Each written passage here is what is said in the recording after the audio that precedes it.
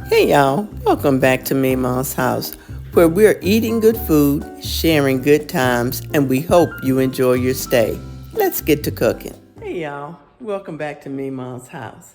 I'm back in the kitchen, and today is St. Patrick's Day, so I'm going to make a little beer batter bread, and that's going to accompany a beef stew with a little brown gravy and some mashed potatoes and some cabbage, just for our St. Patrick's Day dinner. So join me in the kitchen while we cook up some St. Patrick's Day food. Let's get to cooking. Okay, y'all, so we're going to start making our meal by prepping our bread. The bread calls for 3 cups of flour, a tablespoon of baking powder, a third of a cup of any kind of sweetener you'd like, honey, maple syrup, sugar. You can even use date sugar or anything like that to sweeten the bread. 12 ounces of stout beer, or any kind of beer for that matter, a teaspoon of sea salt, and a stick of butter. So I've measured out my flour here, and because this is such an easy bread, you can do all of this in one bowl by hand. So that's right up my alley. I don't have to pull out a mixer and do all that jazz. Just get all of your dry ingredients together. Once I get this in, I'll get my salt in, and then we'll use a whisk to whisk it together, break up any clumps, and make sure that all of the ingredients are well combined. And then we'll add our liquid ingredients.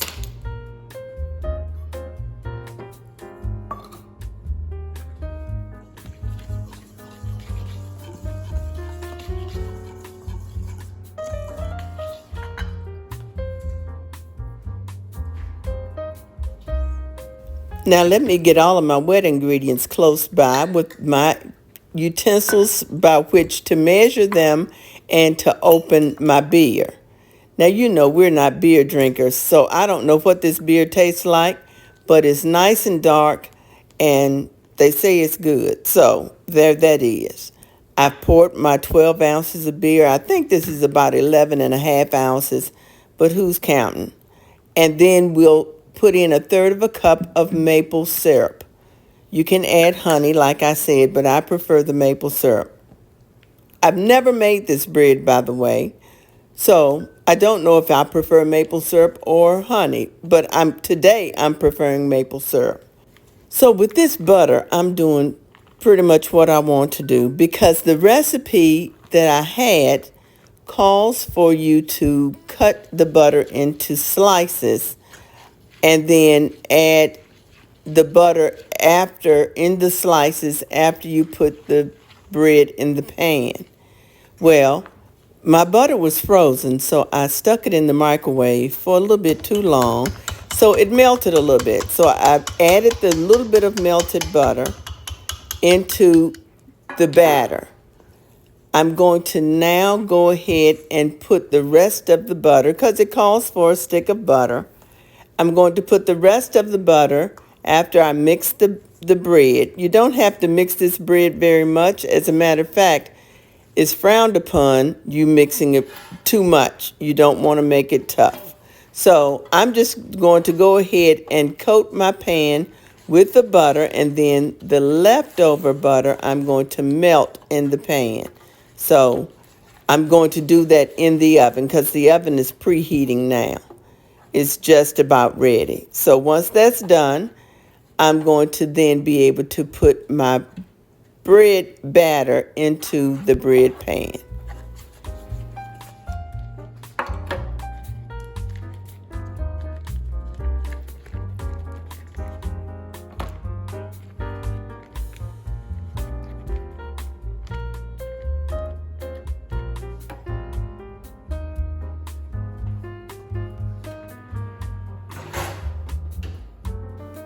Now it'll take about 3 minutes for this butter to melt, and it has melted just enough for me. And then we're going to put our batter into our prepared pan.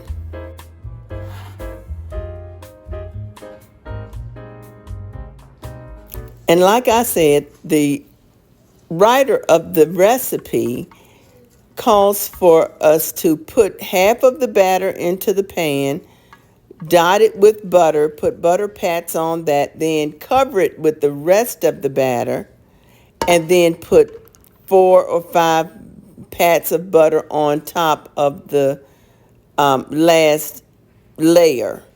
And so that's on the top of the bread. Well, mine is all with melted butter, and I think it's going to be fine.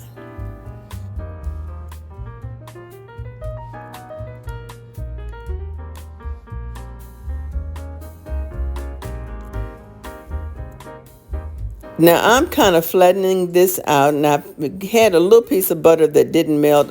I just smeared that in. And we're going to go ahead and put this in a 375-degree oven, and we'll bake it for 45 minutes.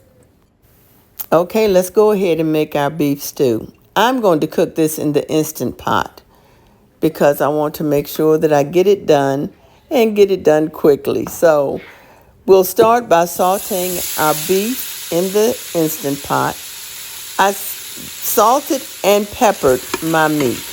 I didn't do too much flavoring because I'm going to use little beef bouillon to make the gravy. So in the Instant Pot on saute, we're going to go ahead and brown our meat. When our meat is brown, and this had a little bit too much steam in it, so it didn't really caramelize like I like to, but it was cooking, so I'm not complaining. I added my onions, and I'm going to go ahead and add some baby carrots. The kids like baby carrots, so I want them to have some vegetables. So we'll go ahead and we're done sauteing the meat. I'll turn that off or cancel the saute and then put it on to pressure cook for 45 minutes.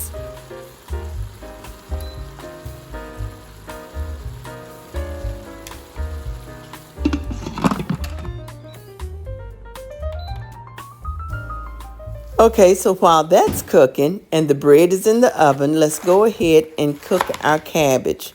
I'm going to only cook about half of this cabbage. And you see I'm cutting off the 2 rounded parts of the cabbage. I'm going to do something else with that cabbage later on. So let's get our cabbage chopped up, and I'm just chopping it in big pieces because we're going to saute and then steam the cabbage. It doesn't take long for this to cook. We don't cook it till the life is all the way out of the cabbage. We just cook it enough for it to be nice and fork tender and full of flavor.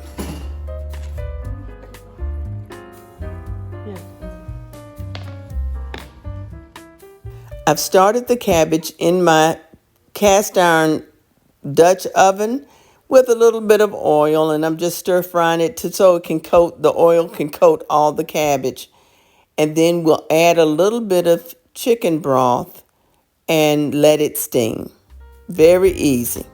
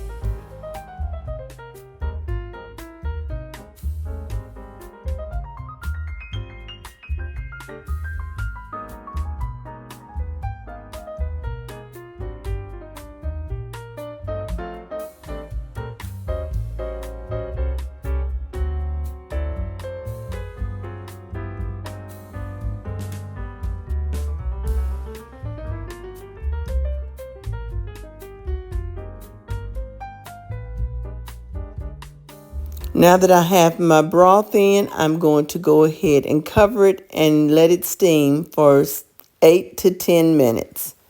In the meanwhile, let's cook our potatoes.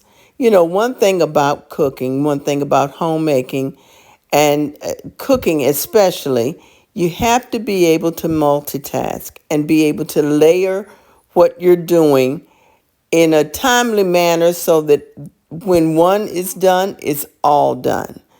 And you don't have to wait for something else to cook.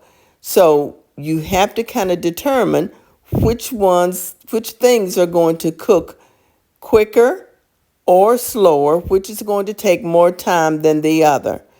The potatoes won't take as long as the uh, beef, and the cabbage won't take as long as the beef. So that's why we're cooking that last. And none of that is taking as long as the bread. So we put the stuff in that makes sense to be first. And that's what we've done today. So now that I'm chopping up my potatoes, and I'm just doing this on the cutting board because it's easier for me to go ahead and just chop them up on the cutting board instead of doing it by hand, in my hand. Because sometimes I'll do that. But today we're doing it on the cutting board.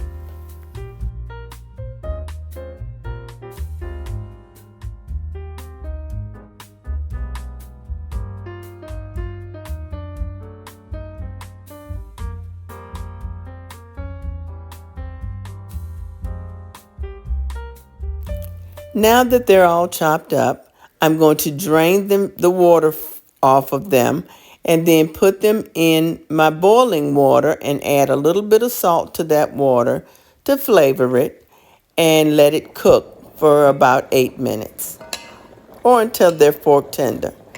In the meanwhile, my cabbage is just about done. You see, she's nice and tender. I think that we're going to pull this off the eye right now because it looks good and done. It's not too soggy and it's soft and fork tender. So we're going to take it off the heat and let that sit. Now I'm checking my potatoes and they are done. So let's go ahead and drain them. We're going to put a couple of pats of butter in that, and we'll use our hand mixer to get them nice and fluffy. We're going to beat our mashed potatoes or mash our potatoes with the hand mixer. Now that I've broken up the potatoes well with the mixer, I'm going to go ahead and add my heavy whipping cream. And I'll add this a little at a time because I don't want my potatoes to be runny. So I'll just add a little until I get it to the consistency that I want.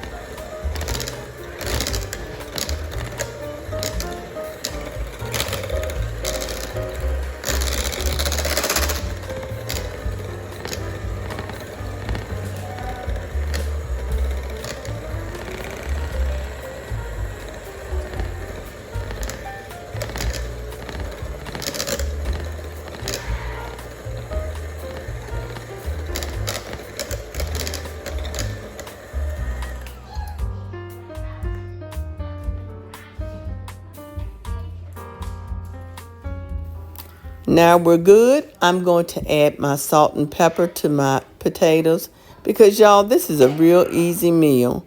And we just want it easy for me and we want it delicious for the family. So that means we got to season it.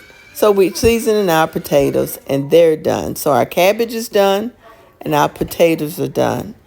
And our meat with our veggies will be done in just a few minutes. But I believe the bread will be done before then, and we can let that cool off. So let me taste my potatoes, stir them up to make sure that they don't have lumps and bumps in them, and we are able to have a nice smooth mashed potato.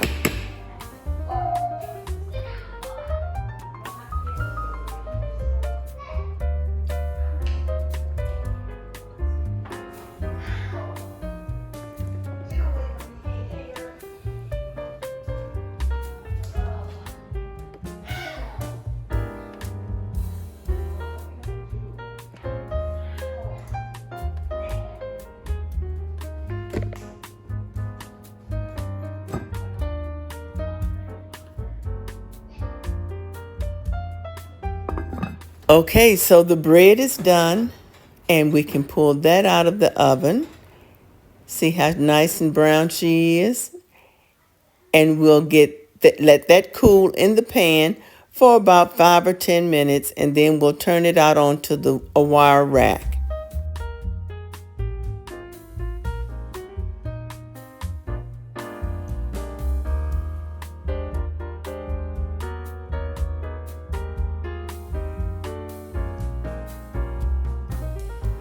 Okay, she slipped right on out of that pan, nice and easy. Look at the bottom of that bread. That crust feels really good. So I'm interested to see what the inside looks like. So let's cut a little piece and see what it looks like on the inside. It feels soft. Oh, it looks good.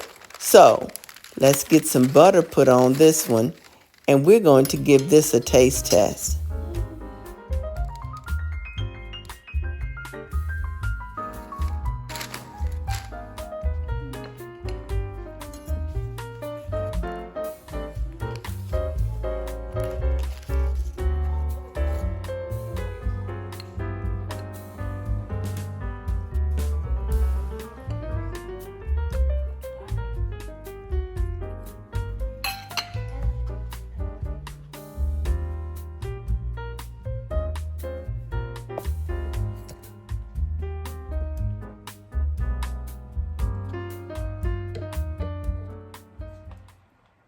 Okay, y'all, so the bread is done, and I got my taste tester here. We're going to taste this together, because neither of us have tried beer batter bread, or whatever I'm calling it today. Wait, you can wait for me to toast you?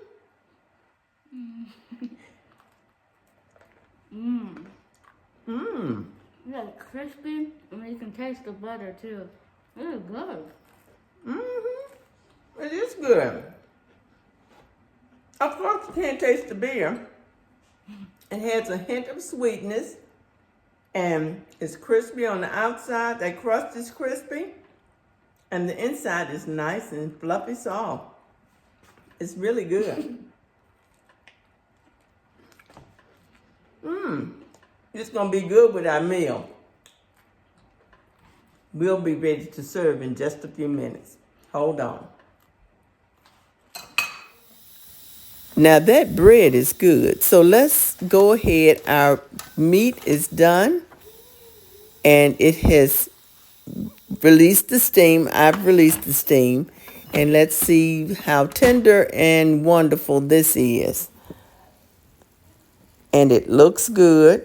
Now I will take the meat out of this, put it into my serving dish, and then in a mixing cup, I have 2 tablespoons of flour and a cup of beef broth.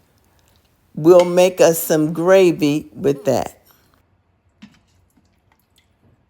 Once I get all of the meat and the veggies out of the Instant Pot, I can add that to a small saucepan, the juice, the leftover juice, to a small saucepan, and to that I will add my beef broth.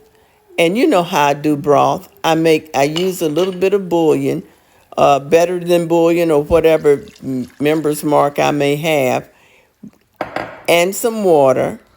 And then I added today some flour. And I'm going to cook this for at least a minute so that that flour taste can cook out. And you see how it has thickened? My gravy is done. Super simple, y'all. So the whole meal now is complete. I'm going to go ahead and get ready to plate this and show y'all what we working with over here today. Hold on.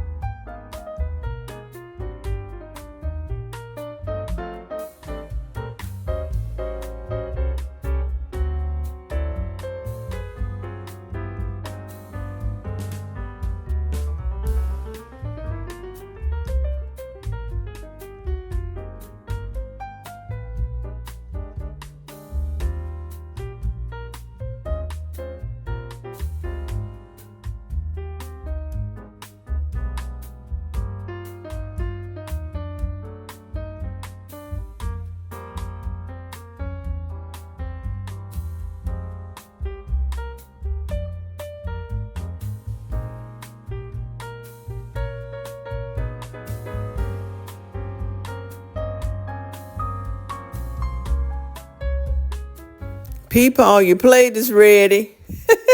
Y'all know that on TikTok. Anyway, the plate is ready.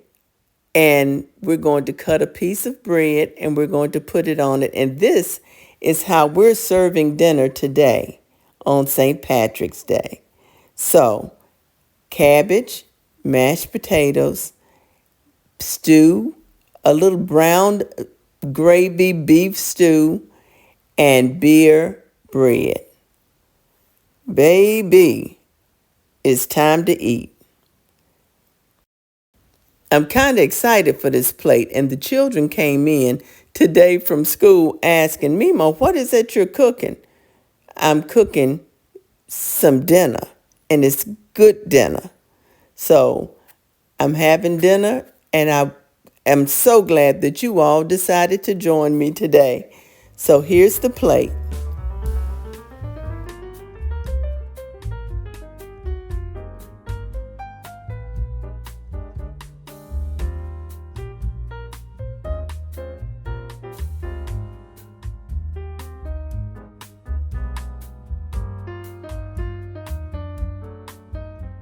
Okay, y'all, dinner is done. You saw the plate. I'll leave another one behind me. And I hope you enjoyed today's video. Happy St. Patrick's Day. And you know, this meal is good for any day.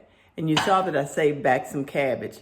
Because if you watched my last video about how I save for groceries, on my groceries, it will tell you why I'm doing what I was doing with the cabbage, because I got plans for that cabbage. So we're trying to save money over here and enjoy our meal. So y'all be blessed.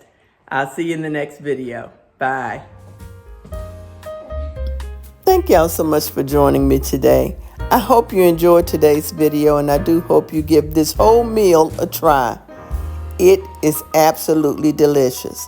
So, if you haven't subscribed, please feel free to do so. Be blessed.